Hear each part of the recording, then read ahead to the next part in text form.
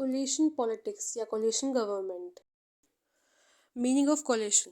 Collision का मतलब क्या है? कोलिशन गवर्नमेंट जो होता है एक फॉर्म ऑफ गवर्नमेंट होती है जिसके अंदर पॉलिटिकल पार्टीज जो है वो कॉर्पोरेट करती है गवर्नमेंट बनाने में।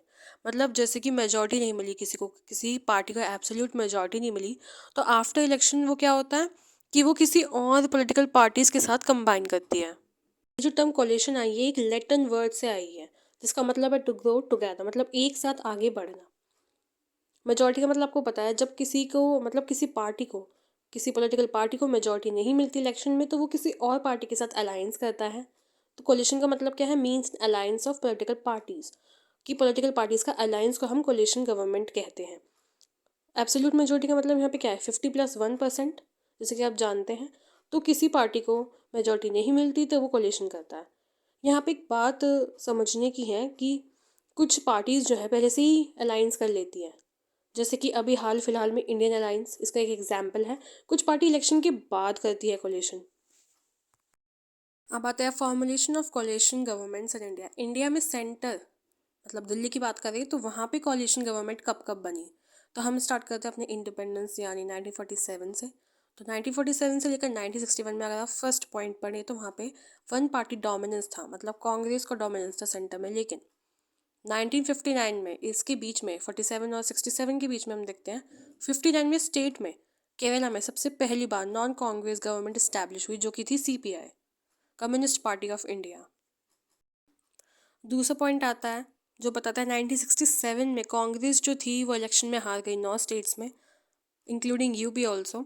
लेकिन हम देखते हैं कि सेंटर में वो अब भी बनी हुई थी, पर स्टेट में कुछ चेंज आया। ये चेंज आया कि स्मॉल पार्टीज़ और जो रीजनल पार्टीज़ थी वो इवोल्यूट हुई, मतलब कि वो उनका इमर्जेंस हुआ स्टेट्स में। लेकिन हम सेंटर में अब भी कांग्रेस बनी हुई थी। थर्ड पॉइंट में लिखा हुआ है कि 1977 में सबसे पहली बार सेंटर में एक नॉन कांग्रेस सरकार इस्टेब्लिश हुई जो कि थी जनता पार्टी, जैसे कि आप जानते हैं, जिसमें जेपी नारायण और चौधरी चरण सिंह ने बहुत ही ज़्यादा इंपॉर्टेंट रोल प्ले करा। और फिर आपको ये याद रखने की ज़रूरत नहीं होगी। और अगर आपको ये याद है कि सेंटर में कौन सी सरकार किस टाइम कौन पीएम रहा है, क्या पीरियड है, क्या कोलिशन गवर्नमेंट या फिर कोई मेजॉरिटी गवर्नमेंट थी, तो आपको ये एक तरीके से कोलिशन के साथ साथ एक पूरा एक बायोडाटा दे रहा है कि 1947 से लेकर प्रेजेंट तक कौन कौन सी सरकारें रही हैं। ये बहुत ज़्यादा फ़ायदेमंद है। जब स्टेट पॉलिटिक्स पढ़ेंगे या एज अ होल पढ़ेंगे इंडिया को, तो आपको गवर्नमेंट याद होनी चाहिए कब कब कौन थी। अब आता है कोलिशन एरा। 1989 से कोलिशन एरा स्टार्ट होता है। ये बहुत ज़्यादा इंपॉर्टेंट है, ये क्वेश्चन पूछा भी जाता है बहुत सारे कॉम्पिटेटिव एग्जाम्स में या वैसे एक्सटर्नल इंटरनल में जो आपके सेमेस्टर होते हैं, ईयरली वाइज जो एमए बीए में पेपर्स होते हैं, कि कोलिशन एरा कब से बोला जाता है। तो 1989 से लेकर 2004 तक बोला जाता है, क्योंकि इनके बीच तक मतलब 89 से लेकर 2004 तक कोलिशन सरकारें बनी। लेकिन इसके बाद मेजॉरिटी पार्टीज आ जाती हैं, जैसे कि आप जानते हैं 2004 में कांग्रेस आई थी और 2014 में आपकी आई थी बीजेपी। तो मैंने यहाँ टेबल फॉर्म में लिखा है जैसे कि आपको टाइम मतलब पीरियड याद हो जाए, और कोलिशन की सरकार कौन सी थी उस टाइम पे और कौन प्राइम मिनिस्टर थे। ये एक बहुत ही अच्छा मेथड है जिससे आप याद कर सकते हो। तो पहला है 1989 से 1990 तक कौन था। तो उस टाइम पे नेशनल फ्रंट की सरकार थी और हमारे प्राइम मिनिस्टर थे वीपी सिंह। सेकंड आता है 1990 से लेकर 1991 तक कौन था। तो एक नेशनल फ्रंट का ही सेशन था जो कि समाजवादी जनता पार्टी उसे लीड कर रही थी, और उसमें हमारे प्राइम मिनिस्टर का नाम था चंद्रशेखर।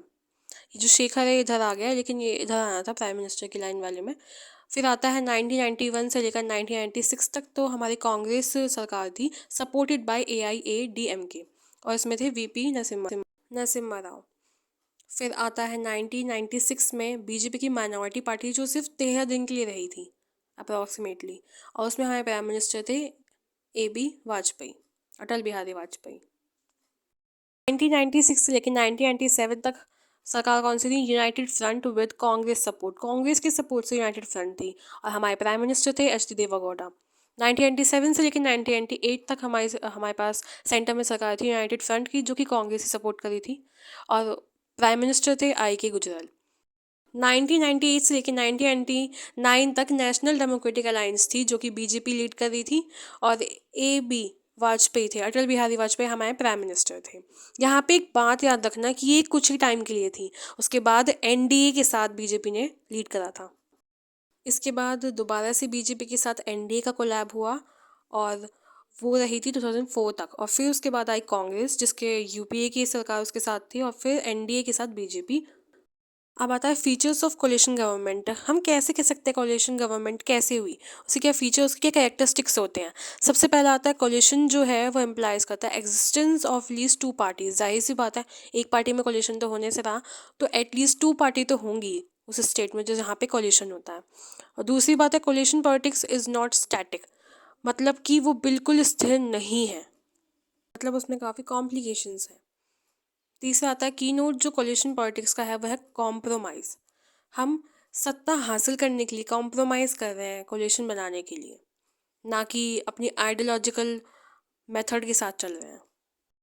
क्योंकि हम पढ़ते हैं ना कि पॉलिटिकल पार्टीज़ की अपनी एक आइडियोलॉजी होती है, कोई कम्युनिस्ट है, कोई लेफ्ट पार्टी है, कोई राइट पार्टी है, कोई सेंटर्ड पार्टी है, तो ये चीज़ हम पढ़ते हैं। लेकिन यहाँ पे ऐसा नहीं है, आइडियोलॉजी बेस्ड नहीं होता, यहाँ पे कॉम्प्रोमाइज़ चलता है कि मुझे अगर सत्ता हासिल करनी है तो मैं कोलिशन ज़रूर करूँगा, क्योंकि मेरे पास मेजॉरिटी नहीं है, और मेजॉरिटी तभी आएगी जब कोलेट होगा, मतलब कोलिशन होगा। यहाँ पे प्रैग्मेटिज्म एक हॉलमार्क है कोलिशन पॉलिटिक्स का, ना कि आइडियोलॉजी से। हमने अभी बताया कि सत्ता हासिल करने के लिए मैं आइडियोलॉजी से नहीं सोच रहा हूँ, मतलब पॉलिटिकल पार्टीज जो है वो आइडियोलॉजिकली नहीं सोच रही, वो सोच रही है कॉम्प्रोमाइज़ कर रही है। प्रैग्मेटिज्म यहाँ पे हॉलमार्क है कोलिशन पॉलिटिक्स का। लास्ट आता है the purpose of coalition adjustment is to seize power. मैंने बताया सत्ता हासिल करने के लिए जो पोजीशन होगी प्राइम मिनिस्टर की, पीएम की, वो वीक होगी एज़ कम्पेयर अगर हम मेजॉरिटी पार्टी की बात करें। जैसे कि आपको पता है कि कोलिशन का मतलब है एक से ज़्यादा पार्टीज़ होती हैं।